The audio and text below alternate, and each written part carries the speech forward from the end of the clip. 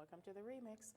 Hey guys, it's Suzanne. Welcome to a brand new episode of Sipping Tea with Suzanne. I am your host, Positively Suzanne, and I'm so excited to welcome Mr. James Lambert today to the show. Welcome. How are Appreciate you? I'm doing very well. Yourself? I am doing fantastic. Thank you. I'm always fantastic. Just an FYI.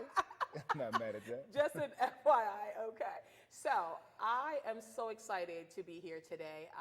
Just an opportunity for me to spotlight this fantastic young man and everything that he does. I thought I did a lot. I found out that I'm not quite there yet, but it's okay. I will catch up to him. But I first want to highlight my sponsors. So Life Garden Cafe, this fabulous space. Now, if you're looking for a place to have lunch, to grab a meal, to host an event, Life Garden Cafe is your one-stop destination for food, for ambience, and for service. And Marcellus, they're pretty affordable. My second sponsor is Paul Anderson Photography. He does weddings, funerals. I know. Don't want to talk about it, but he does do those. He does do those. Real estate, anything. If you need photographs, he does that. So please contact him for all your photography needs. And my lovely viewers, thank you so much for tuning in week after week. And if today's your first time, make sure it's not your last. All right, so I am ready to get right to it. All right, so James Lambert III. The third, all three of them. All three of them. James Lambert III. Welcome to the show. Thank you. Appreciate it. All right. Well, no, thank you. Thank you for saying yes. And, thank you for giving me this opportunity to really talk about what you do. And as I was mentioning that, I thought I did a lot. So I was like, I'm reading your bio and I was like, okay. All right, King, talk to me. So tell me, who is James Lambert? God-fearing man, father. Aside from that, I think I'm a pretty good human being. Okay. You know what I mean? I put those first. All right. But yeah, I start with those. Okay, good. Yeah, and then outside of that, I don't know. I don't want to just sit here and rave about self, but I'll say that I work with a lot of small businesses to be able to help brand them, as well as be able to. I do a lot of, I call it event architecture. So working with the organization or individual, identify a need, and then finding a way to supplement that need. Oh, that's the most efficient way to say it. But, that's wonderful. Well, you know what? This is a show about you. So, yeah, you're going to be talking about you for the whole hour. That's my resume? Yes, exactly. It is all about you. Sis, I got some questions for you. Oh, so first off, I see how you put it together, though. I'm not mad at you. Talk about them. You know, I do what I do. But but I love how you put that, because you know what? I've seen such a rising trend in entrepreneurs. And one of the things that I see with entrepreneurs, though, like they start out, then they get successful, and then they fizzle out, because sometimes people think like people can't handle failure, but sometimes they can't handle success because they don't really know how to put systems in place to make sure that success is sustainable. Is that something that you work with and help them like create systems and policies, for a small organization to, be sustainable? Well, the funny part is I never even saw myself as an entrepreneur. I don't even know if I still do. I do know that I work very independently, all right? And obviously I'm an entrepreneur of sorts, but I also still work for other folks in different realms. But I will say, I've seen a lot of entrepreneurs or a lot of folks in small businesses start off and then fail, like a lot of folks. So I had to identify what I wanted my sector or segue to be. So I didn't want inventory or overhead. Right? I didn't want to have a payroll if I had a dead season. So there were different ways I had to figure out how was I going to create my revenue with minimal loss. Okay. So when I got into the event architecture, obviously you're finding different needs in different moments, and you're finding just a network of folks that need those needs. And if you kind of the way I do is I keep it on rotation, or I constantly find new ventures so that way they never dehydrate. Okay. I have a small team I've built. Somebody leads my organization, somebody leads my marketing, and from there, we kind of just cast out, satisfy needs, satisfy purpose, see if we can kind of. You ever watched the show with Don Cheadle? I think it was called House of Cards. I didn't, but I've heard about it. Yeah, I think that's what it was called. House of Cards, something of cards. Yeah, I thought that was with Kevin Spacey. Was Don Cheadle in that one too? House of Cards? It might have been something else. It was House of something or Cards of something. Anyway, it had Don Cheadle. Or Black Monday or something like that. Right? Okay, Black go Cards, on. We'll move it on. But long story short, he used to talk about one of the things they did was they got the large contract, but then they got the supplemental contracts that would happen quarterly. Okay. So it might be a large payout, but then they got these quarterly ones that would really be the larger payout over 6 years. Okay. So I try to find opportunities that will last longer. So that's kind of how I look at it. No overhead, little overhead, but opportunities that can be really thriving in the midst and kind of creating bangs there. Okay. If that makes sense. Okay, it does. It does. I appreciate that. So, but what started you on that path, though? Because you have a master's in business. You have worked in the political field. You do a lot with youths and mentoring. So let's talk about how we got to all that, and then like, what is your passion? Yeah, so I love a lot of what you do. I love interviewing people. I love sitting with folks and conversing. Okay. I started emceeing. Oh, okay. So my first time emceeing, I think I was 19. A friend of mine, shout out to Elijah Bland, he was doing some producing for a company called A Records. It was actually Worcester based. Okay. And Before my time, brother. Before my hey, time. hey, I'm not mad. So they said they needed an MC. So I remember this vividly. I remember like yesterday. They were in my dorm, and they were making music till 3 in the morning. It used to be annoying. Shout out to all y'all producers that have been grinding since day one, still grinding since day 2. Yeah. And the dude Lincoln, I think his name was Lincoln. He was like, "Yo, I need an MC for this event we got coming up. It's a star showcase." And he was like, "We'll pay $200." And I was 19. I said, I'll do it. That's a whole lot of money. Yeah, but it wound up being like probably 1,200 people in that venue. Wow. So I was on stage and had to figure out how to animate the crowd. And then my second call was, I think about 3 weeks later, they had like the Lil Wayne concert out here. So I got a call to do that. So they turned from 0 to 60 kind of quickly. Wow. But then learning how to manage personalities, also just interviewing with a purpose. How do I pull out a question that's not just gonna be like, so where's your passion? Like, how do you actually get to the purpose of something folks actually wanna hear? So those became really fun and opportunistic. Okay. And then really like just thrive with an audience. I love it. I love it. So it's just so much like of a rave in there. Okay. Yeah, and you actually interviewed somebody. Shout out if she's watching, Dell. Dell and I have hosted God knows how many shows together. Really? So our dynamic's kind of dope. But finding people that you really click with, spaces you click with, and how to make a crowd actually engage. I love it. Oh, that's awesome. It does take a special kind of skill to like engage with the crowd, because it's like not everybody in the crowd is similar. So how do you like bridge that gap? Like make sure like everybody's entertained and like, you know, they're not going to leave the room like halfway through like, yeah, I'm out. And you ever watch an interview where somebody says something thought-provoking and the host not know how to follow up, and it's just like dead space? Yeah. You be like, oh, you don't know what the hell you doing, bro. So you're saying if I throw a thought-provoking question at you, like you're good with it? Oh yeah, Okay. or vice versa. You better be able to hang. All right. Okay. Let me see. I better be quick on my toes. I think you got it. I'm all right. I do okay. All right. So you started doing that, and you have continued to do that, because I actually met you last year. Actually, not kind of met you, but saw you in action at a fashion show that you did, and you know you did a really good job. Did it turn up? Was it fun? It was lit. Yeah. Where's my people at? Because they was like, Suzanne, don't be using those words. But anyway, I just call them haters. But Yeah, but it started with doing MCing, and then turned into actually producing my own events and getting the bag for those, and then actually being able to pay people, afford people, figure out different networks. And then once I started doing events that were for fun, then it said, okay, wait a minute, how do I do something that has more of a an actually a tie to it? How do I do something that has like an equitable lens? How do I do something that's actually going to create opportunity for folks who are there, not to just buy a necklace, but to actually say these services can help me in XYZ future endeavor. So when you realize now, I'm not just doing things that are for entertainment, you're doing things that are essential.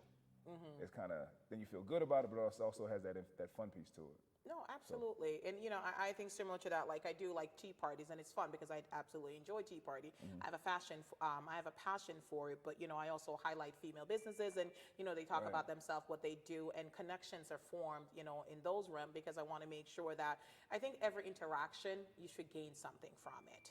Speaking of, I'm glad you did that. You just stepped in it, right? All right. We have, I knew you were probably going to do it, but I'm ashamed to plug it right now, but I have a responsibility for you. So we're doing female empowerment hike. I know you know about it. I'm aware. All right, yes. It's actually going to be July 29th, Saturday, July 29th. We're going to have vendors. We're going to have live music. It's going to be all these dope things, right? It's going to be in Worcester. The first one was in Boston. This one's in Worcester. But I heard you don't like to go into the woods. It'd be your home people who rat you out, man. So check this out. Here's what we need. We're doing promotion. And this weekend, I have a number of young ladies from Sister Circle that are going to be going into the woods to grab our photo deck, whatever you want to call it.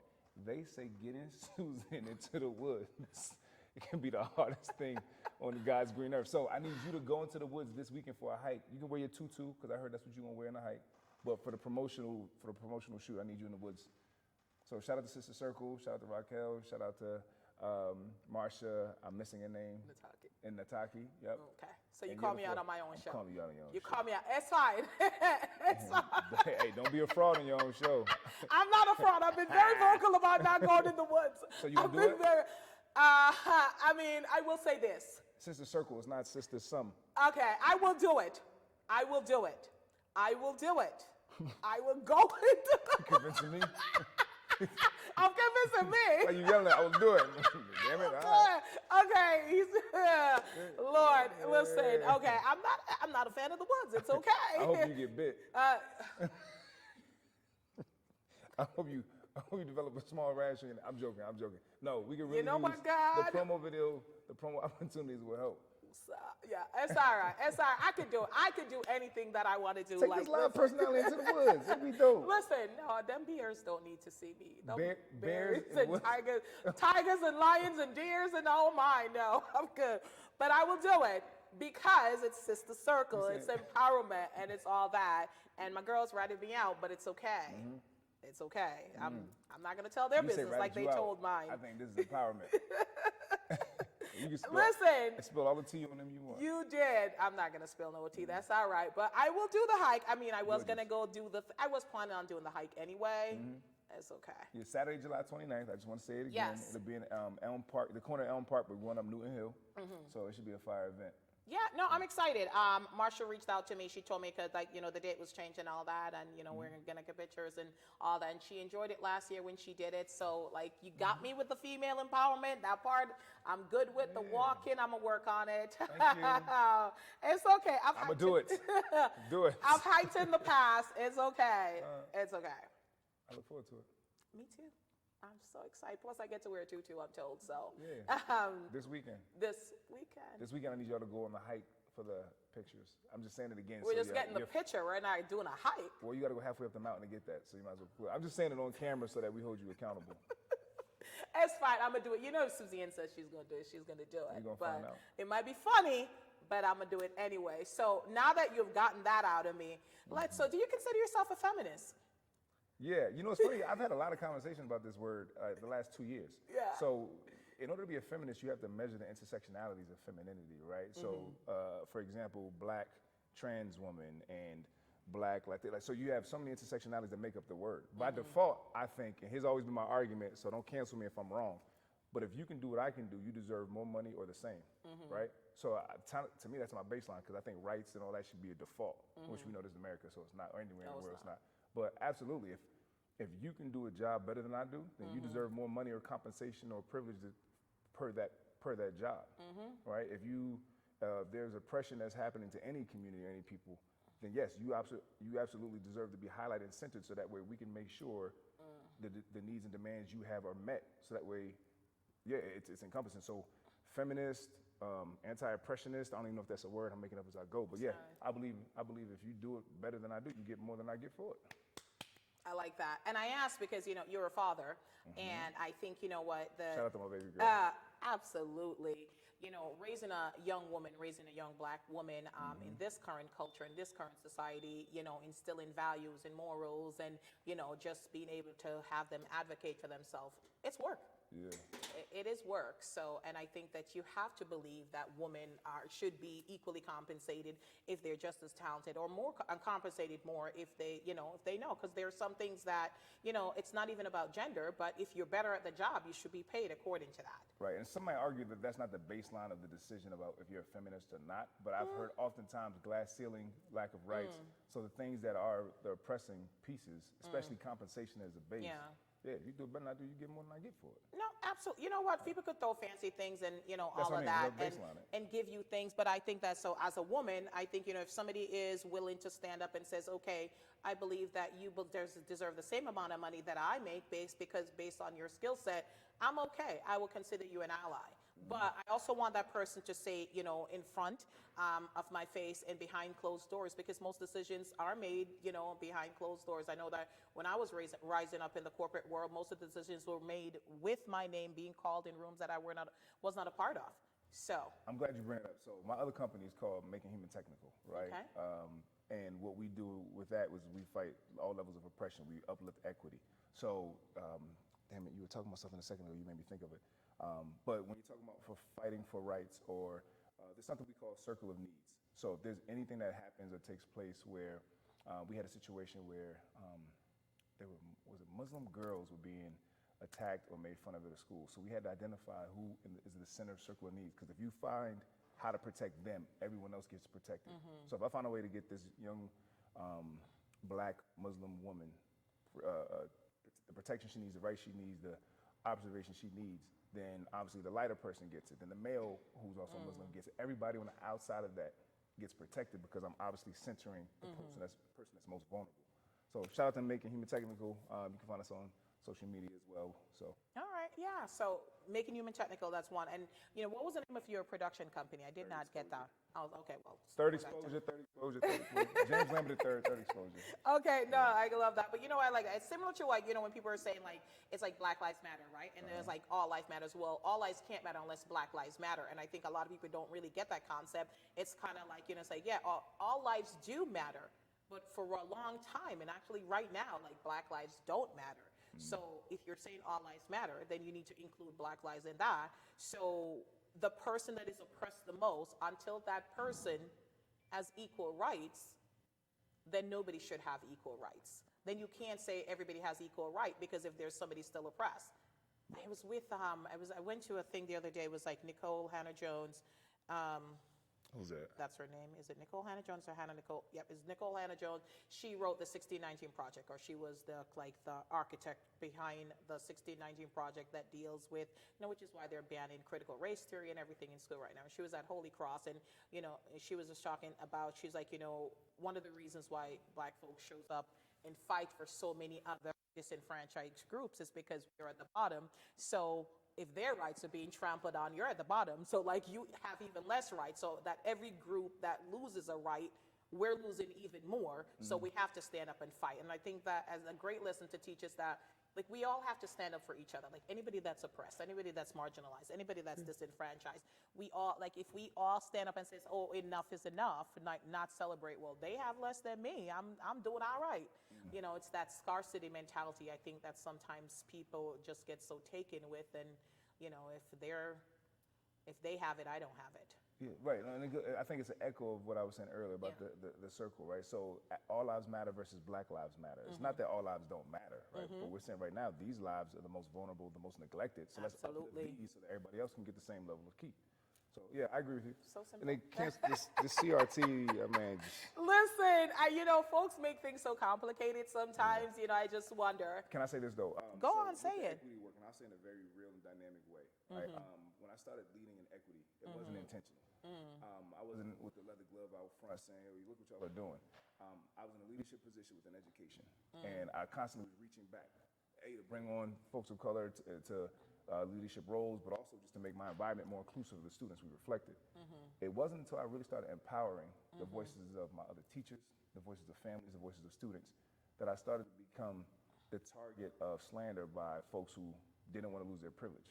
Right? So I say a lot of white folks in that environment, and it became very slanderous, threatening. It was a very real and aggressive space. So when folks, I understand why folks don't want to get in equity work. I understand why folks, even people of color, be like, look, I got sustainability and I can't be mad at them. So to talk about the reality of fighting for equity, it is a very real space, and it can be a very damaging space. Right? It is. It can be a very a space if you don't have the resilience to understand your identity and why you're fighting and for the purpose of, right? If you don't have that motivation, it can be a space that will take one and, not to call people weak, but it'll take somebody who doesn't have that anchoring and completely invert them. So like a lot of folks say they do the work. I see a lot of people on social media arguing that they really lean into equity, and that, they do it from an operative space. Anybody who's in the grounds of it and who's actually been attacked and come back and done it again, I have so much respect for, because I had to live through that so much, and I continue to. And that's what kind of anchors me in being able to say it out loud, say it in different spaces, and represent it regardless. Okay. So, and I also know, my daughter's biracial. She identifies as a young Black girl. So I'd be like, there'd be a lot of folks would be like, oh, now you do all this equity work after you done got over that white girl. And I'd be like, oh, that's what it was? I've been like this since the root. Oh, jeez. Yeah. When you go to PWIs, that's what you really got. Folks are going to say what the folks going to say. Did I go too far with that? When you get No, you're fine. Listen, do you, boo. Yeah. Listen, folks are going to talk regardless. And, you have to know that, like, your intentions are good or your intentions are pure. And, folks gonna say what they're gonna say. But I do agree in regards to when you're doing advocacy work, when you're saying that you're an ally, or you're standing up for rights, or like so many people call themselves activists these days. It's just it's a term that has gotten so commercialized. But when I look at people like Tamika Mallory and Sean, like those are two that I follow on social media, like get death threats, and they're beaten, they were arrested, and things like that. Like, to truly be done for the cause, sometimes you are attacked, and not just verbally you are attacked. Like, they come after you. Yeah, Right. I will say the person I was working for in support of when I was in politics, or being in politics, the threats they received were very real. Yeah. And they were constant, and the folks around them knew that they were happening. I actually think some people around her may have orchestrated it. Oh, absolutely. So the targeting is real. There's something else you were talking about too. I lost my train of thought again. You keep hitting on so many things that I keep spurning, but yeah, I will say, what I do want to make sure I'm very clear about is seeing the human in people. Right? Some people say allies, and again, allies, sometimes I need black allies, right? You do. Because I'm not going to sit here and tell you that black people don't practice anti-blackness, right? Nope. But I will very much so say seeing the human in people, and that's why the company's called Making Human Technical, because sometimes you have to have folks identify the oppression that they are practicing, right? Even as people of color, right, to other people. So yeah, I try to see the human in everybody, every situation, looking all at every perspective and crevice as individual, and then working from there. So I do want to be clear in saying that, because I know some folks are going to look at me like, look at him, he's hating on. No, I see the human in every situation, every person. So God bless everybody. God bless America. How about that? All right, and now after that plug, no, I'm joking. You're fine. Listen, folks, we'll talk. But you know what? I mean, we have to see the humanity in others. If everybody saw the humanity in others, I simply believe that we would not do the atrocities that we do to others if we saw each other as human beings. Because if I see you as somebody who is valuable, somebody who deserves to breathe in the same space as me, and somebody who deserves to have a life, regardless of skin color, gender, or whatever it is, I won't want to cause you harm. So, and I think One would hope, right? One would hope. Because when you look at kids that are like 2 and 3, you see them playing, I'm like, them kids don't see nothing but they fun. don't. And so it's trained and it's taught and it's embedded, is. and that's the part that becomes sickening, because folks will fight over that. It's just the same way, folks fighting over these blocks. You fighting over ignorance. Yeah. Fighting over ignorance. Hate is taught. Like, I was with my best friend, came to visit me last week, and she just left, and her little son, he's like 2 years old, and like went to the park, and I'm just always amazed by the innocence of kids. Like, all the kids, and just ran in and started playing. Not who you are, not how much money you made, didn't look what brand they were wearing, just went in and played. Like, went in and played. It's sad when we kind of lose that innocence. I'm not saying that I have that innocence, but I try to look at people as, like you said, as human beings, and like, they have the same right. Until you try to trample on those rights, then, Mama Bear comes out. But the Jamaican comes out. But You Jamaican? I thought you was Trini. You Whoa. can't say that. I don't know why you can't say that. Hey, look, Trini are beautiful people. Jamaicans are beautiful people. You know what I mean? I celebrate all cultures. Now, Trini Damari. No, they are lovely people. I love them. Hey, we can make this messy in a heartbeat. We can make it messy, but I will say that Jamaica is the place to be. Yeah. Like, I'm just saying, it's Jamaica. Come on now. How long you been married? 22 years, about 2 weeks ago. Congratulations. Thank two you. of them things. Okay, how many children? 2. Okay, and I don't want to say it. Well, 16 and... 16 and 10. Okay, all right. Y'all waited 6 years. So let's do it again. All right. I was ready. I'm not saying that. All right. You want more? I do want more. Some folks are going to call me out on TV. Let me call other folks out on TV. Shout out to our sponsors. I think one of the sponsors can help with that. Leave the camera when y'all... I do want another little girl, but But he playing. I'm about to get him all types of smoke when this show over. Somebody's like, listen, let's retire. He can turn his back on the camera. I do, because my kids are not into tutus anymore. Yeah. I'm literally the only one in my family You got all wearing a this tutu. vibrance too. You better, what's funny? you. A good friend of mine, shout out to Chad, a good friend of mine said to me, people like us need to have more children and procreate more to offset the effed up stuff we got going on in this world. You need to bring another kid into this world. That's what I'm saying. Ain't nothing but time and opportunity when Thank you you. That's all I'm saying. And I mean, As Whitney Houston says, I still look good. So I got one more. I think I got one more in the tank like too. you do, like boy, you only got one. I know. I said I got one more in the tank. Oh, okay. It's like, okay. So let me work on my sponsor and see how that will work out. That's how you gonna work on your sponsor? Just to clarify. That's how, Let's clarify. that's how they get sponsorships? The No? sponsor, Paul Anderson Photography, happens to be married to me. Okay. Let me work on my sponsor. So, no, that's not how you get sponsorship. That's it. Just that one sponsor, Paul Anderson Photography. You doing a lot of cleaning up right now. Lord, you messy. I mean, I know it's called tea, but you just be spilling it all over. Lord, it's okay. I'm on my it's second okay. cup. You ain't take but a sip yet. I know, right? Because, yeah, it's okay. So, you got one more in the tank. Any plans for that anytime soon? Or? I don't know. You know, we make qualitative moves. Yeah. You know what I mean? Life is good. Okay, good. And I'll tell you this, though. It's interesting, you know, dating in your 30s. So I was in a relationship from 18 to 35. So that's 17 years. That's a long time. Yeah, it's a long time. And it teaches you a lot about yourself. It does. I think you learn the most when you come out of it because it's like starting over. I didn't know myself. Yeah. I had to learn myself from before the person. But, you know, dating at this age, I see a lot. You know, a lot of great people you meet. And then, yeah, you learn a lot. As a man, if I'm speaking quite honestly, you learn how to have integrity with individuals, right? And I think it's not something that a lot of men are taught. I think we're taught actually about, what's it called? Like, you know, being a lion amongst the predator or the prey. And, you know there's a lot of that's the toxicity in it. I'm King Kong. Well, you can be King Kong. Ain't no smoke with that. Okay. But I do think that learning how to respect individuals and kind of understanding when folks don't step in for themselves, how to step in for them, right? Learning how do you want to feel based on how you treat people. So I think there's a lot into that. I wish when I go into when I speak in front of a lot of males or young males or adult males, I do talk about practicing integrity within those spaces, right? Like the definition of monogamy. What's your definition of monogamy? One person. One person what? Like you're in a relationship with one person, whether you're talking on the phone, whether, like dating, to me that's monogamy. It's just one person. If I'm dating one person. Okay. I mean, I dated the first guy I married the first guy I dated, but. Oh, word. Go ahead, family. That's what's up. No, that's amazing. Like that's rare. That's a never thing. The minute he asked me out, like the night, like when he asked me out, like gave me a ride home. Like the night he asked me out, like when he asked me out, I was like, okay, what's the end game? Like, what do you want?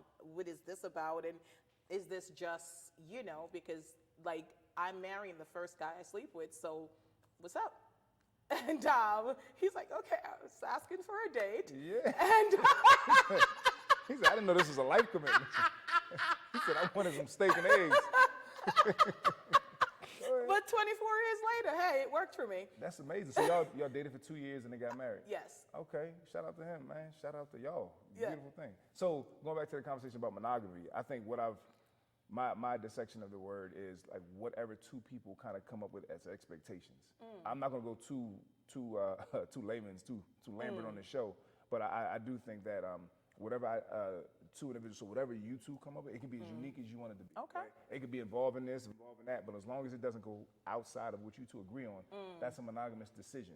Okay. So that's where the alignment of one or the uniting of one comes in. Because other folks look at, I converse about everything with everybody. So if I'm I could be at watching pickleball with somebody's grandma against the fence and just get into a conversation, and it might go to the left. You're looking at this old person like, yo. But there's a lot of wisdom that they're giving to you in a real bucket, so you might want to digest it. But I've heard people talk about having less about the physical, having more about the spiritual, having less about what society means over here. So they could go to the left, if you know what I mean, right? They might want to go to Barbados, to a place where they do whatever. But that couple agrees that this is in bounds for them. And to see couples who've done that for 40 years, couples who've done it for 2 years, it's just kind of amazing when you step back and look at what are the reasons why relationships fail.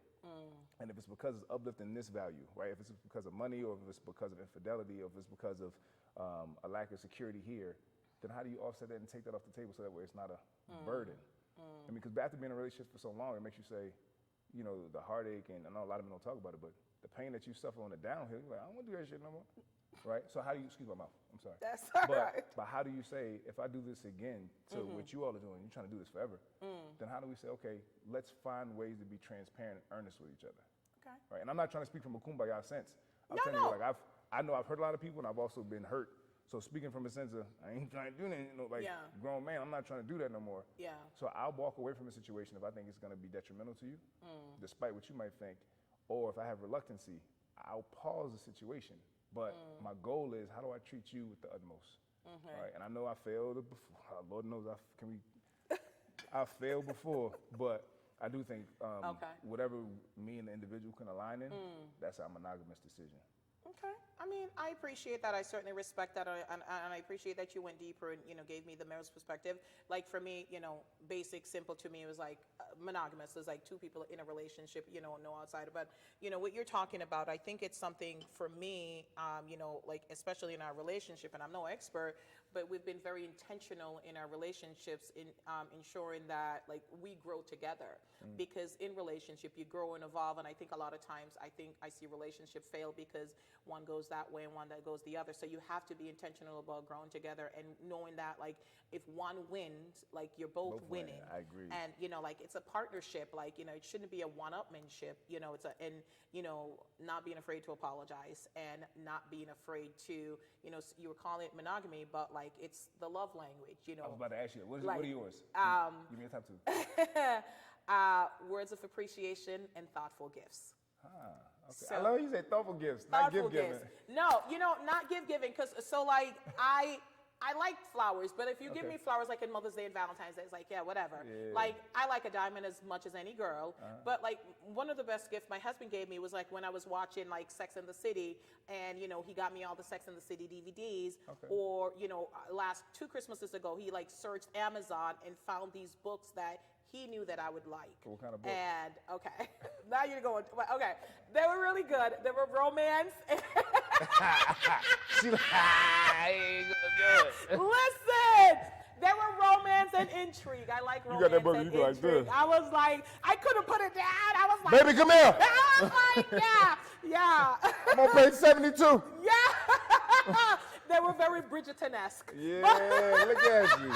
So wait, you said words of affirmation and thoughtful gifts. So thoughtful gifts. Not physical touch. Because if you reading page 72. Well, so the physical touch comes after words of appreciation. They're tied. No, I would say mine's are words of affirmation and physical touch. Okay. But I will say this though. So I also, and maybe I'll be going overboard, but dissecting like what a successful relationship looks like. So you think that giving love the way you receive love isn't the way in my mind, to maximize a relationship. Because I might be giving words of affirmation and contact, and they're over here looking for acts of service and quality time. So I'm off.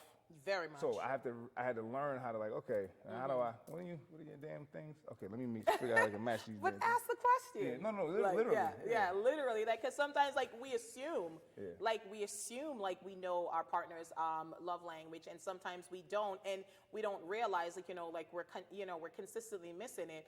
Like listen, like doing the dishes. Oh my goodness, that's awesome. Yeah. Like that's like for a lot of women, but housework is their love language. I'm just saying. You take her to see 50 Shades of Grey?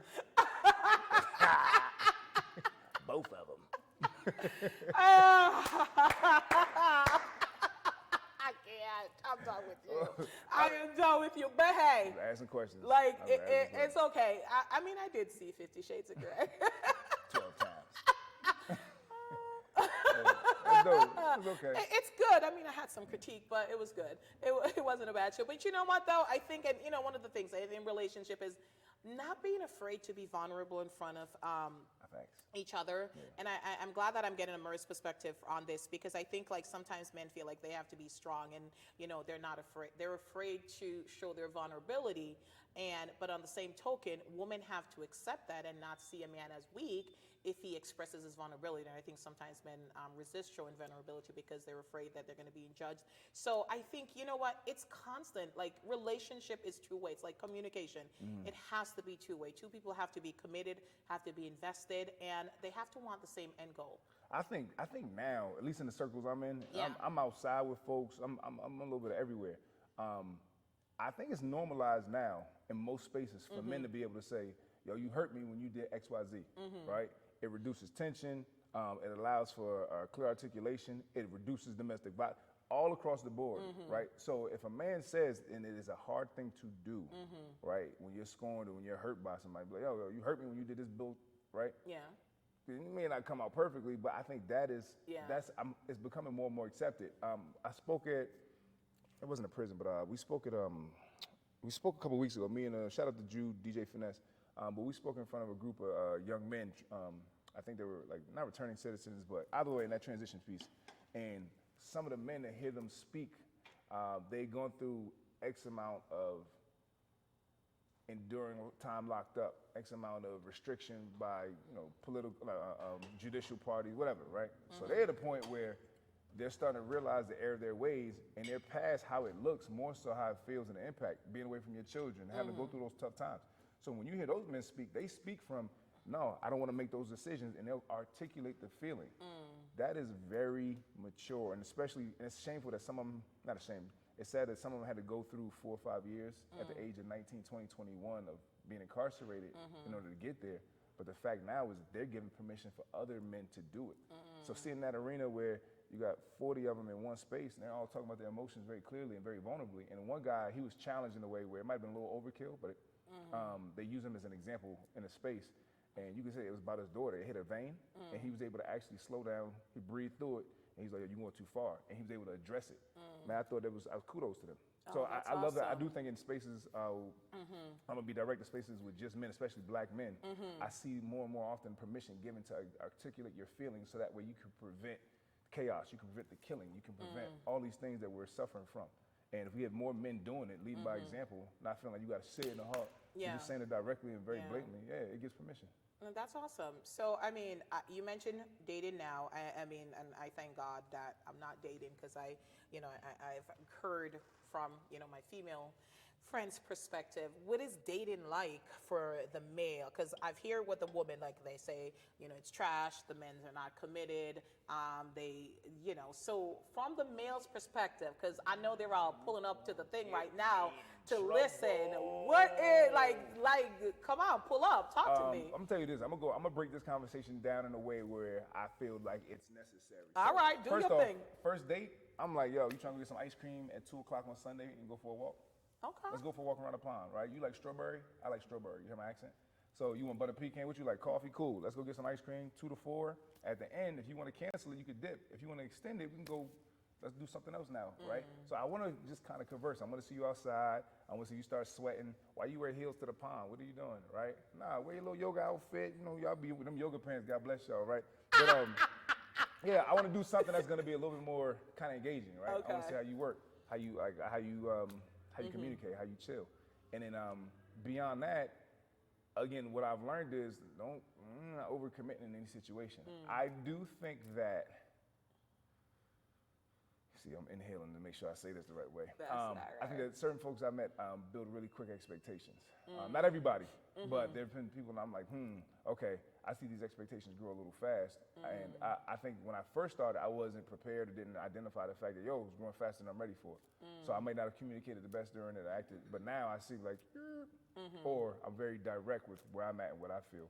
So I do think a lot of it is expectation setting, right? And also just like very clear communication up front.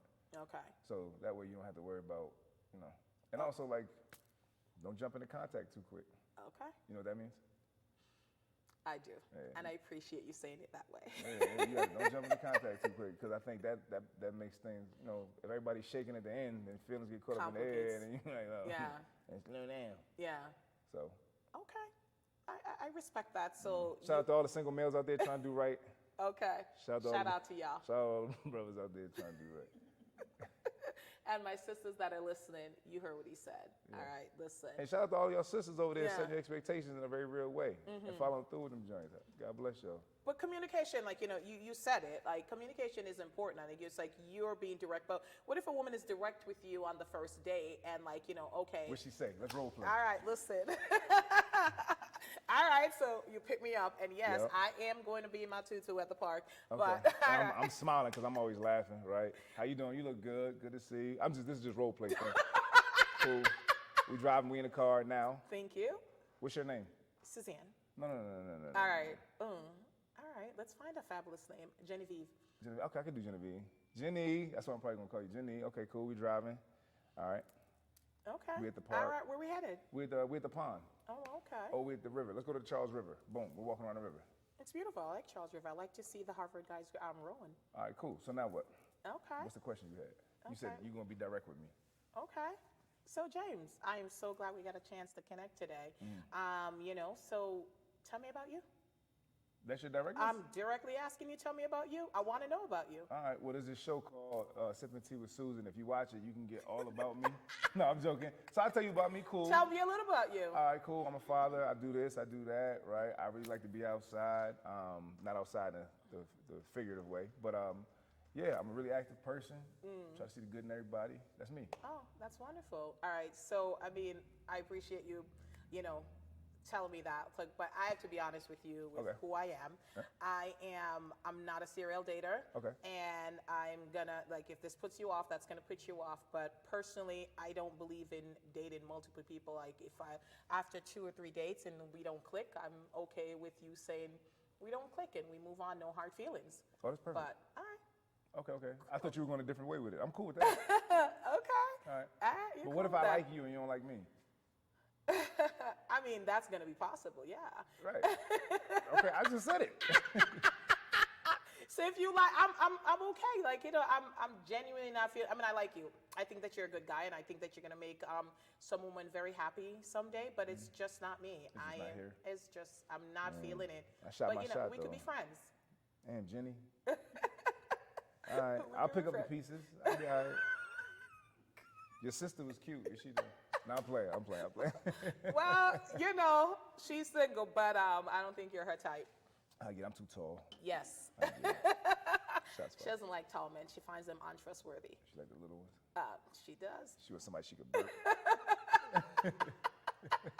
You are funny, and if sense of humor was what I was looking for, you'd be in like Flynn. But, I'm just looking for somebody who is ready to settle down. I want the whole thing. We didn't role Like, play picket enough. I fence got it. and I everything. got the I rejection. just let you know. Genevieve, bring Susan back. I got the rejection. I just wanted to make sure you She's got still it. in character. I thought we were done. I just want to make sure you got it. God. I just want to make sure. Tell Like Auntie, Jenny got to let you know. So when you go out with the next girl, Like, your name Genevieve. That's why you by your damn self. it's not my fault y'all can't spell. Genevieve and Ruth. Genevieve and Ruth. Where they go? She was not in the Bible. Okay. No. But no, I think frankness from an individual, Yeah. directness. And they say most men are intimidated by that, but Yeah. I've never come across a dude that didn't like a woman being able to say, yo, here's where I'm at. Yeah. So, I don't know. Yeah. I've also never dated men, so, Okay, I'll be very honest. So I don't have a lot of dating experience. I literally dated one guy, and you know what? I was honest, and it worked for me. And I think that I'm very direct. But some men are put off by confidence. Some men are put off by if a woman knows what they want. And I don't see anything wrong with that. It's not coming from a conceited perspective, like, oh, I'm all that. But it's like if a woman is 35 and, they don't have any kids and, they're ready to settle down on whatever, is it a turnoff by saying to the guy, why, I'm ready to settle down? Like, it's like, okay, maybe not on the first date, but is there somewhere this could go? Like, do you see yourself, or, you just want to date because you're in a long relationship, you just want to date for a while and do your thing? Yeah, no. I think it's gorgeous. I can understand how anybody would get intimidated by anything, right? But no, I think it's gorgeous when folks can identify what they want. In any realm of life, it's the first step in sustainability. Being able to say, here's what I need and what I want. And then being able to measure people's reactions or follow through based on that. So, no. All right, well, no, thank you. I mean, because, I've had 2 guys on the show and, they were married, so I didn't have an opportunity to kind of go there. But, I have a lot of girlfriends, and I appreciate you being like kind of the guinea pig and being open and like transparent and answering, every question that I have. Yeah. So That's what we're here for, right? That's what you're here for. So tell me about your idea of the perfect date. Perfect date? For real? For real. I had a date one time where somebody took me to a batting range. I said somebody took me to a gun range. Okay. I think perfect date with me, like I said, would be something really light where Yeah. show up in I either wear suits or sweats. Okay. It's rare that you'll catch me in between, right? Okay. And my suits usually have sneakers on, whatever. But somewhere I can kind of go casual. Yeah. I'd love to do something active. Right? I roller skate like you can't believe, but I wouldn't want that to be the first date. I mean, I skate. Yeah. That's my intimate place. Yeah. But no, something active. I.e., I'm cool with going bike riding, or we can go go-kart riding. Oh man, something like that to me. Like this brings the thrill in the kid out, because I want to see people. Yeah. Laughing and joking. Yeah. We can go to the beach for a first date. I know that might seem like revealing, but we're gonna get in these waves, right? Or something fun, something active to me, and then having a really good fun meal after. Yeah. You ain't gotta go to the top of the hub or anything like that, but we can have like we just go get 40 wings of different flavors and kind of bug out by the water, right? Okay. Things like that to me really. That's awesome. Yeah, that's the fun stuff. Well, right? it allows you to see them, because getting dressed up and going to the fancy restaurant at the top of the hub, like everybody's going to be on their best behavior and their best outfit, and really can't talk. It's not really an intimate setting that's conducive to really having conversations. And I love conversations, and I think like a lot of women like conversation. And I want to see you, like, when you eat these wings, I want to see if you go work on these wings, or if you eat them and leave all that meat on there. It's going to tell me a lot about your upbringing. So yeah, I think that's an ideal day for me. And then we go home to our individual homes at the end. Yeah. No early contact. All right, cool. No, but something active, something fun. Okay. Something like Well, thank you for sharing, ladies. You listen. No, I'm just messing with you. All right. So, do you read? Like, do you love to read? It's funny. I read when. I had a job where I worked downtown, so I had to take the train in to work for 45 minutes, right, when I was in Boston. So I was an avid reader then. Now, for me to make the time to read, I never really do it. Yeah. I never really do it. Yeah. And I enjoy reading, but I can't sit there. I won't sit there and lie to you and tell you, I read like 4 hours a week. Yeah. No. Yeah. No. And I tried doing audiobooks, but then I'm like, I got ADD with listening, or like dyslexia with listening, because I remember I tried to do it at the gym, and I'm like, I kept going back to page 72 where you were, like over and over again, because I couldn't, I ignored what I was listening to. Yeah. So I guess I don't digest a lot by reading. I'm very spiritual, so oftentimes, and I haven't been as consistent lately with my follow through, but I was raised every morning reading the Bible, doing my prayers. So I've read through the Bible front cover to cover probably like 3 or 4 times. And it's just about a little bit of maintenance every day. So my father raised me, the definition of tithing isn't just giving your finances or 10% of that. It could be 10% of your time. So since I was like 12 years old, he has me consistently. That's been my spiritual connection and how I developed my relationship with my higher power. So a combination of prayers and reading in the morning, that's my meditation. And it's just 15 to 25 minutes. Okay. But sometimes I'll be more routine than the other, but that's what also keeps me grounded in the sense of not going up somebody's head or something like that. No, we have to find that space, because sometimes folk be out here acting a fool, and But that's how I establish my mental health through that spiritual connection. Okay, good. So I love to read, and I do remember, like, I love pages. I did a podcast that talked 45 minutes about the art of reading. But one of the things, one of the gifts that Paul had given to me a few years ago was like a digital, like an e-reader, like the Kindle. And at first I was like, I don't like it. But I will say that it has helped me fall back into my, my love of reading, because it's a lot of times I don't have time to read the books, and like if at night I'm sneaking like a half an hour, but it's helped me a lot, because like I love reading, and like I felt like I was missing out on it. It's like it's my happy space for me. So I can't do the listening though, because I don't want somebody else reading it to me, but I do like the e-reader. It certainly has helped me. And you don't have to read everything educational, like some I read something by Napoleon and the art of war and all of that. No, like I like light reading, fun reading, educational, like I mix it up. I change it up. You know what I have a thriving passion for? I want to be a survivalist. Okay. Like living off the land. Okay. I watch those shows like Alone, not the corny ones like Naked. I was just gonna say that looks fake. I watch Alone. I watch what's the name of the other show I watch right now? But shows that really have folks in the wilderness on their own with 10 tools, and they got to figure it out. I can't get enough of those. I watch those like people watch, Purgington. Where's the show you were talking about? Bridgerton, sorry, Purgington. Purgington. That's I was killing like, insects. purgatory. I was like, what? Yeah. Okay. But no, I'm really big on those. So somebody got me a couple of survival books a couple years ago, and I've been steadily chopping through. Yeah. I think they got me 3. Yeah, but I've been steadily chopping through those. Okay. But those, so to your point about what I would love Yeah. to read and sit down and actually make quality Yeah. time for, even when I try to read books on equity, it's like, I try. I have a passion. I can't do it. So, but finding things that I actually do love, like you're right, I have a couple things in the wheelhouse that I really do truly enjoy. When I sit down with them, I'm actually Yeah. able to marvel time. Yeah, I carve I said that I carve the time out for it because if you don't, there's so many things that's demanding our time. You know, being a father, working, you know, all of there's so many things that demands our time. So like you have to intentionally set the time aside because it's something that you like. So no, do it. Try it. I'm trying to be intentional with things. Yeah, just try to be intentional with reading. Like if it's something that you love and survivalist, like I mean, you lost me there, but I could certainly understand. But this Saturday, you can go in the woods and take your picture. So we don't have to go back there.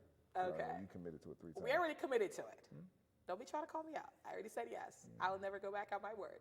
You know.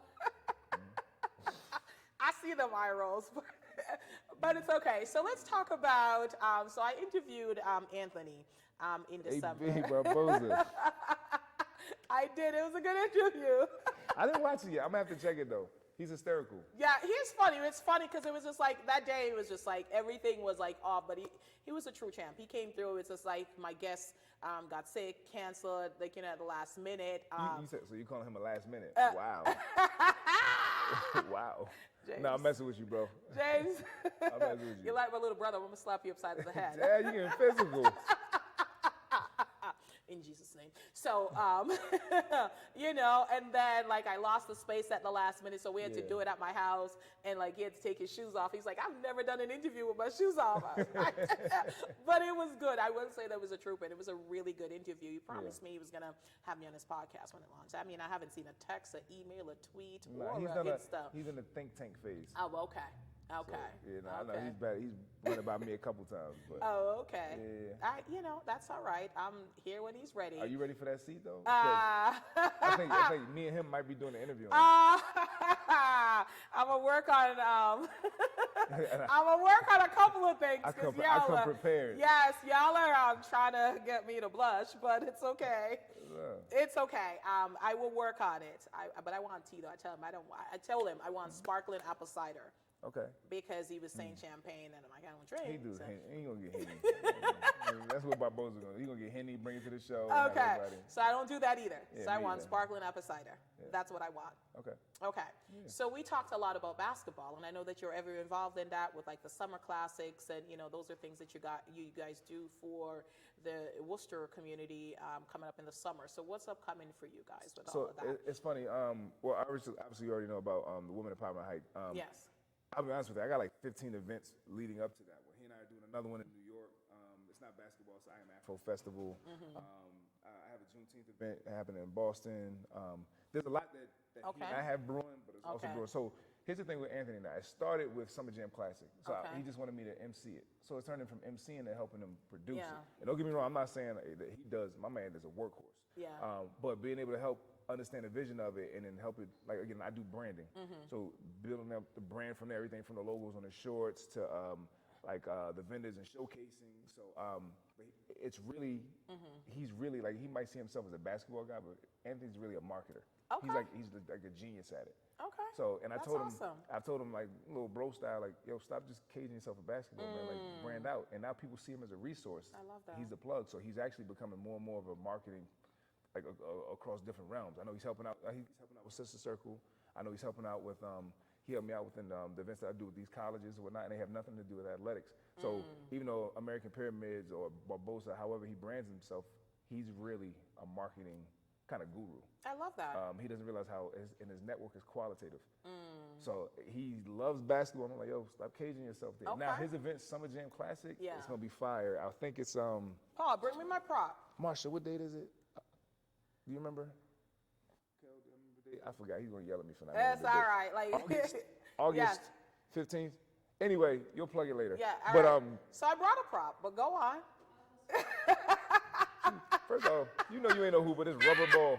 You gonna jam a finger. August 20th. I'm just saying. I brought this because you know I wanted to challenge First off, you. why your hands going back so far? I'm just saying, don't hate the game. Okay. All right, go on. So wait, were you challenging? I'm challenging. No. You one for your heart? You see love of basketball? So if I win, my producer Yeah. have to give me what I want. Okay. So I'm confused. I'm just saying, and if you win, my producer gets to give me what I want.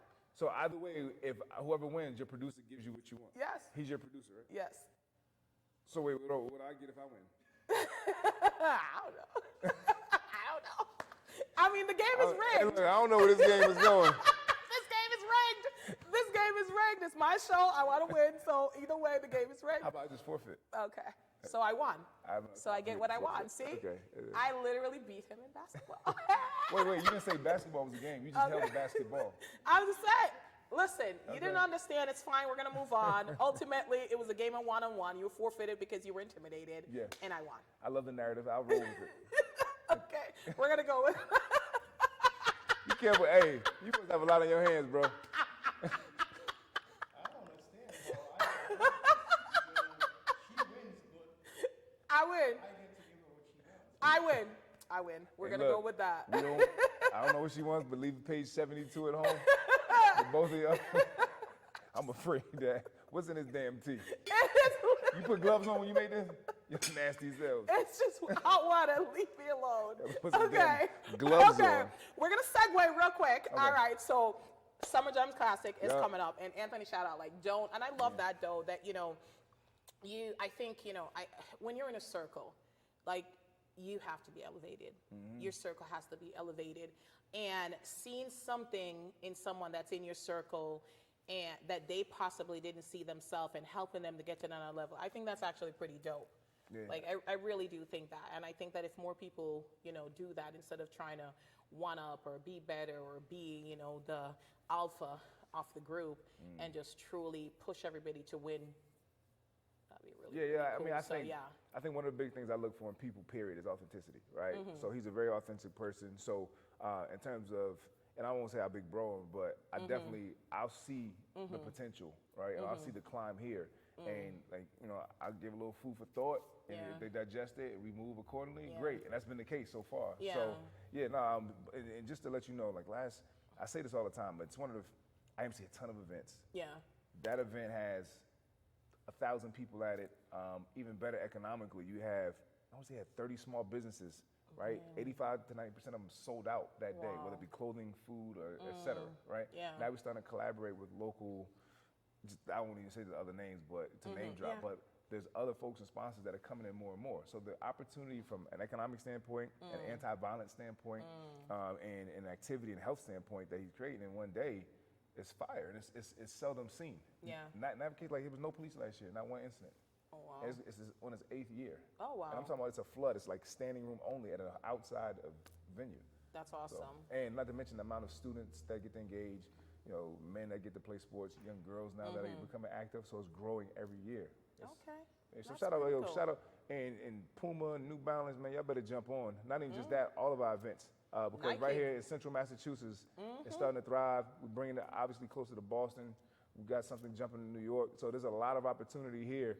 And it's just really just like somebody better wake up because somebody gonna miss the train. We getting these checks though. Yeah. In the meantime, Better have my money. I you know, be right? dropping plugs without the. I see what you're doing. Anyway, all right. So you dabbled a little in the political field. Have you ever thought about politics? I've had a lot more people talk to me more and more about it. I'll say this, again, when you talk about equity, so we can be laughing and joking now, but I have the same level of kind of frankness or directness, whatever you want to call it, when I'm identifying something wrong being done. That said, people don't like losing out on their privilege. So I don't know if I'm politically savvy, maybe not, but I do believe in fighting for what's right in any space, regardless, in a very layman's way. That said, I've had a couple of people trying to venture in my ear about this and a little bit of that. I mean, I can't. I don't know. Okay. We don't know where I God used will to lead say us. hell no. Yeah. Now I'm kind of like, I know what to expect from it, so I kind of like take a second breath at it. But I don't know. I've been joining a lot more community and civic organizations. Shout out to Black Men's Political Task Force. I'm a part of that group. There's another a couple of them I'm involved in, but really having like a tangible hand in how they work. I'm not just sitting in the back in the corner, but I'm actually like making strides and trying to lead in spaces I'm in. So from that, I get brothers that try to nominate me for certain things. And politics is funny, man. Oh, it's It's funny because when you have to be the deciding factor, or folks feel like you are, then you got narratives about you. So right now, we cool in this seat. I'm learning a lot more about the entrepreneurial side of things.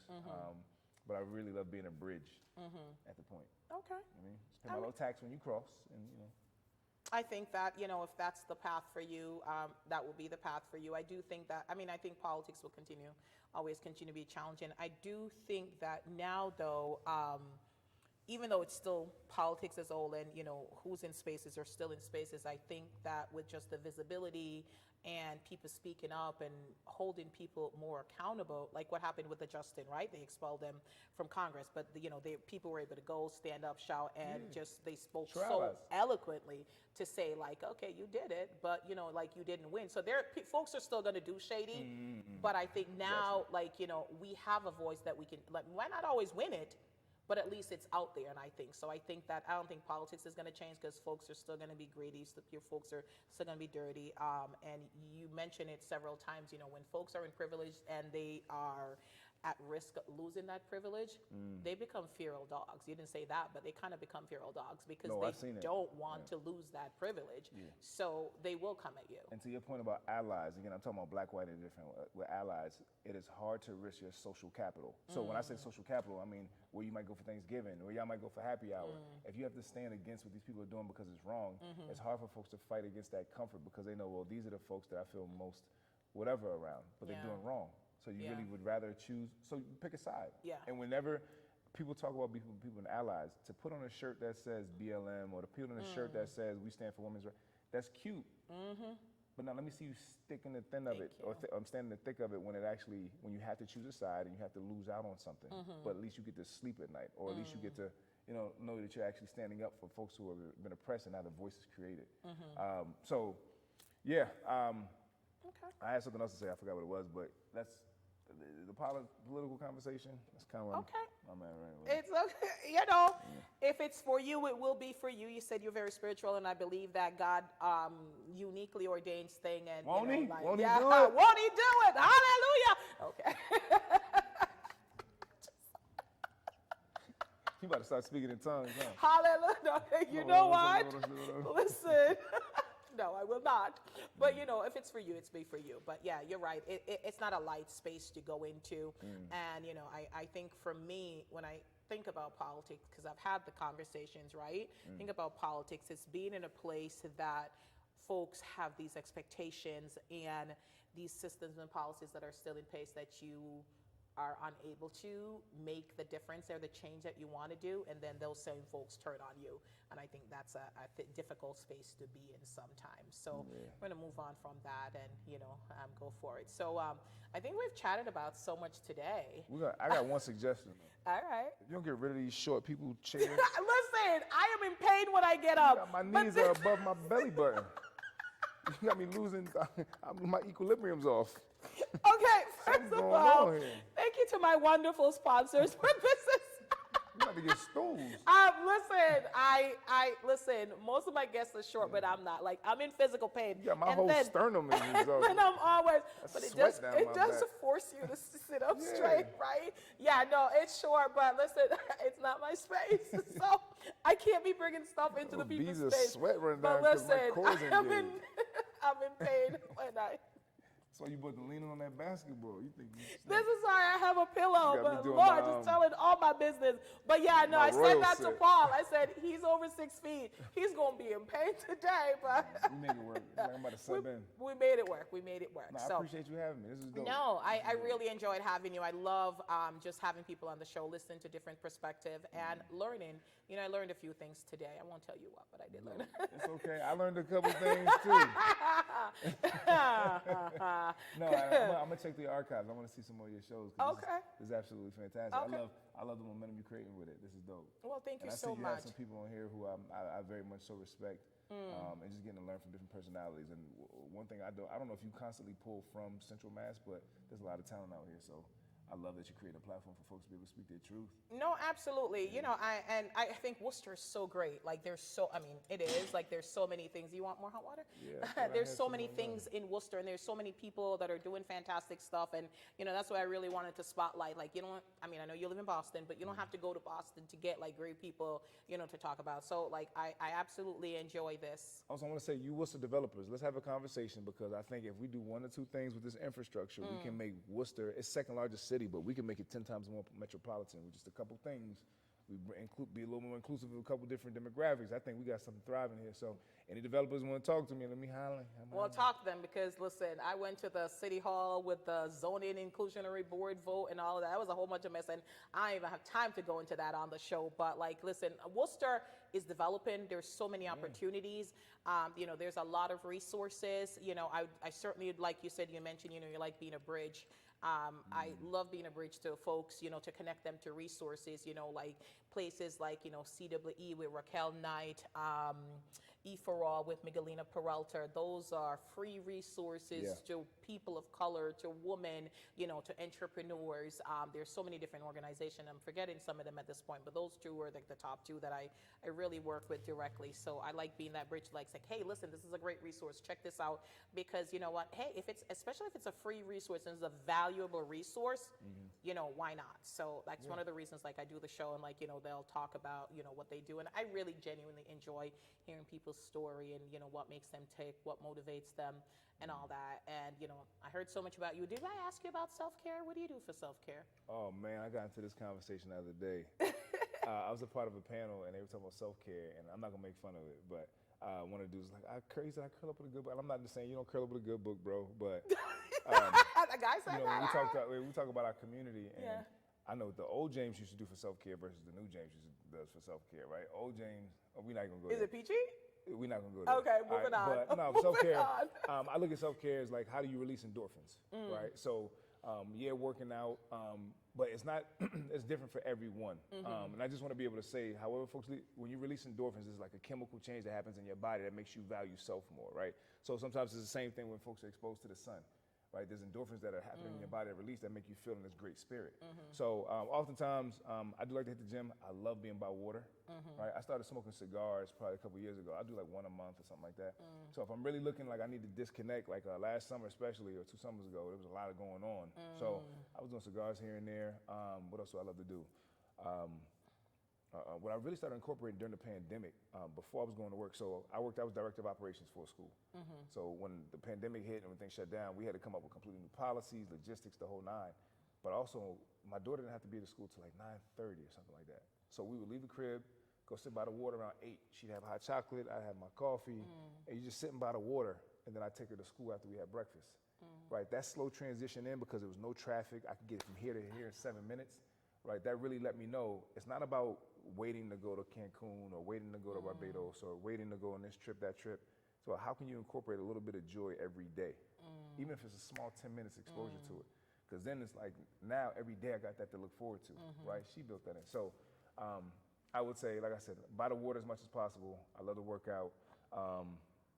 I watch my survival shows. There's certain folks I talk to, I call up, I might just want to hit 10 minutes, talk my trash to my guy over here, what have you. I'm gonna leave it at that. Okay. All right. What do you do for self-care? I love tea. I do tea parties for myself. Word. I dress up. By yourself? Sometimes by myself. Word. That's my time. Go I do. I do go to the movies by myself a lot. It turned into a business, which is so funny. So sometimes I would dress up in a gown, gloves, tiara, all of that, and just have my tea party by myself. I set the whole scene because I like setting. That's dope. And like the whole thing, and I'll just have my tea parties by myself, just me. Sometimes it's short, sometimes it's long. That's amazing. Yeah, if I don't get the time to do a full thing, I just curl up with my tea and just like, it's my moment of just releasing and letting go. And it's turned into kind of like a business per se, but I don't lose the piece for me that I have. So like now if everybody wanted to come to the tea party, so now I do tea parties for kids and I do tea parties for adults. So my self-care has turned into a business that, okay, this is a way that I didn't know was going. But for me, my self-care is just my tea party, and it's every single day. Oh, word. Never miss. Even if it's I get home late at night. What you be having in your tea? The Tea Party. It's CBD oil in that tea. No, that's dope. That's Yeah, amazing. And I was saying, I go to the movies a lot by myself. I love that. Yeah. I do used to go to Twizzlers, movies and a lot. I go to the movies. I'm a whole Did you say Twizzlers? yeah. Oh, they're so awful. But I bring a whole meal to the movies. Okay. I Hopefully they're not watching, but yeah, I bring an I hear that. 8-piece Listen, 8-piece like dark meat, thighs, legs, you name it. I'll be in the back of that movie full. would you do that on a date though if you brought a girl to Hell the yeah. like you would? I'm gonna ask you in advance, yo. You like guac and chips too? Oh You jeez. gonna have guac chips and probably Yeah. some form of like Okay. protein. Absolutely. I bring candy. Let me. I don't want to date a shorty if she can't be down with that. You ain't bring a bag to put these bones in? What kind of home training you got? That's a fact. Listen. These movie prices are criminal. Yeah. Like if you buy like a popcorn, a If she's soda, down to a sneak in, candy, oh, I like. gotta keep her. So you're saying if she's cool, If she's trying to sneak in the movies, we good. you're out. Yeah. Like that's like oh, Yeah. so nice You got a meeting you. little Jay. Bonnie and Clyde in you, girl. But no, if I can't, to your Yeah. point though, people might Yeah. make it fun, but yeah, if I can't have wings, we can't sneak Chipotle into the movies.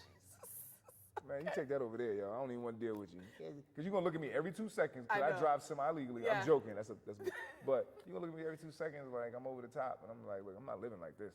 Yeah. You too bougie to eat these wings in the back of you? Okay. I mean, I'm bougie, but man, I love me some chicken wings. I ain't gonna lie. Yeah, like, come on. Okay. Or if you vegetarian or vegan, Yeah. like, I bring in, like, you want Bring- this okay. organic fake cheese? Come on, like, whatever it is, can we eat it? Yeah, they have cauliflower chicken wings or something like that. Yeah, So cauliflower rice. I never heard of cauliflower chicken wings, but Listen. I'll get with it though. But Okay. Yeah, I just need Okay. somebody who's gonna be completely All right, like, cool. we gotta be for this. All right, cool. So I do believe that self-care is so important. It's something that, it's for you. It centers you, it calms you, and however you find it. And, I have to wrap up because I know my husband's like giving me the side eye at this point. But, I think, one of the things that you mentioned, is like you don't have to go to these places. I mean, I love going to Bahamas and Barbados and Aruba, but I think that like people have to make it a mental space versus a physical space. Because if you say, like that.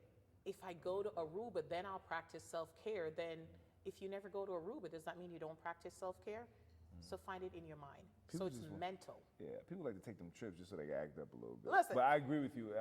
Creating I forget how you just said it, but creating your mind, not in your Yeah, space. a mental space, not a physical space. It's Yeah. a shame, but people who don't have access to the same privileges and freedom we have, that's why they control what they can, their bodies, what they ingest in their minds, right, or their religion, to find a way to be able to occupy, Yeah. to maximize their space and their time. So Yeah. if we do that out here with the liberties of everything, then yeah, your self-care and your health, your mental health would be 10 times stronger. No, absolutely. I know I have a client and I keep telling him all the things. I can't wait to move from Worcester. I said, if you're unhappy in Worcester, like if you're unhappy, like you got to get to the root of what's making you unhappy, because moving to another place, you'll still bring that baggage with you. So it's not the space sometimes that you're agree. in. It's where you are mentally, emotionally, spiritually. Yeah. So, all right, cool. Is there anything that we missed that you would like to highlight to you guests? And No, then we're gonna. This is amazing. I had a lot of fun. Thank you. did too. Thank you for being a good sport I did. on my show. Clearly. No, I'm gonna have I to like co-host this. with you one day. Oh, let's do it. Like, let's We can do make it fire. Oh my God, I don't think they could handle it. No, it'd be from both sides. No, but this is amazing. I really appreciate your personality and what you're doing. No, well, thank you. I appreciate you coming on. I appreciate you being on, because you never know. I mean, this is our first opportunity to really connect. It's I saw you at a thing, I saw you at another thing. So, You had fun at that fashion show you said? I did have fun at that fashion show. Did you laugh? I did. Good. And when I laugh out loud. I can't do that. Yeah, no. I don't have time for that foolishness. Like, I laugh out loud. Like, I do. I did have fun. I mean, that lady that you danced with, I pray she wasn't married, but hey. She was mine for a minute. Clearly she was. Like, No, we have fun. homegirl was about to, like, let them kids go. Homegirl was like, whoo, she had her Tina Turner, Angela Bassett moment there. Yeah. But no, it was fun. And that's like, I first got exposed to you. I was like, oh, that sounds bad, but. Yeah, I was letting it ride. I got exposed to you. I got exposed to James, but no, that's how I first met you, and I was like, oh, he's pretty good. Yeah, thank And you. then I saw you at another event, and it was a more somber affair, but you still did a good job. It was at the cancer survivor yeah. for and I turned it down a little bit because You did. I didn't want to take away from the moment. you can't, Yeah. but, and you did. I was like, he's actually pretty good. I mean, I definitely need to know more about him. And then Anthony like popped in, so it's so funny. And I promise you, Paul, I'm wrapping it up, but it's so funny. You don't know somebody, right? And then you meet them, and then all of a sudden, like, you're everywhere. Because I didn't know you, and then like the fashion show was like October 22nd, and then I think it was like November. Then you were at I saw you at the Y, and then I met Anthony and found out like you and Anthony were partners, and then like you just kept popping up like everywhere, like social media. So if you run into somebody at Walmart, like they keep like saying somebody you might know. Yeah, it's funny. I have to be better at and it's the part where between now and probably like end of summer, I'm gonna master. But my social media doesn't reflect the hands I have in my involvements. So once I learn how to do that better, once I force myself to maintain that, because it's consistent. I don't have that, and I just got to make sure like that's reflective of the work I do. So there's like 4 or 5 buckets, and when folks see me in one arena, it takes people like 5 or 6 exposures to you to realize like, oh wow, this is what you do, right? To bring yourself in those arenas. So since I do everything from like weddings to producing events to this to that, right? Obviously the equity work. Folks see you and they don't know the quality of what you can bring in those spaces until they actually sit down with you.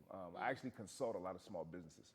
So I think I told you I have like 20 clients right now who we're attaching metrics to their growth. And it's amazing. It's dope, right? It's and then amazing. monetizing off of those opportunities, because like I do it out of love for it, but also if I've shown you how to increase your business by 15,000 in 2 months, then where's my 3%, right? Because you wouldn't have had that. Absolutely. So, and it's not saying it in a greedy way, but in a just realistic conversation. No, but you have to. One of the things so I hosted a webinar today through shout out to Jennifer Hernandez, Self-Made Entrepreneur Conference. She's having it in September, and I did one of their webinars today, and I talked about strategic planning. I was like, like when you have a goal, it has to be quantifiable. You have to be able to measure it, and and I think sometimes what happens in the work that you do or the work that I do, being like a coach or a consultant, it's quantifiable when you see like the results of the business, things like that. But sometimes people look at the physical thing, like if somebody's a dressmaker, they make them a dress, right? You have a dress.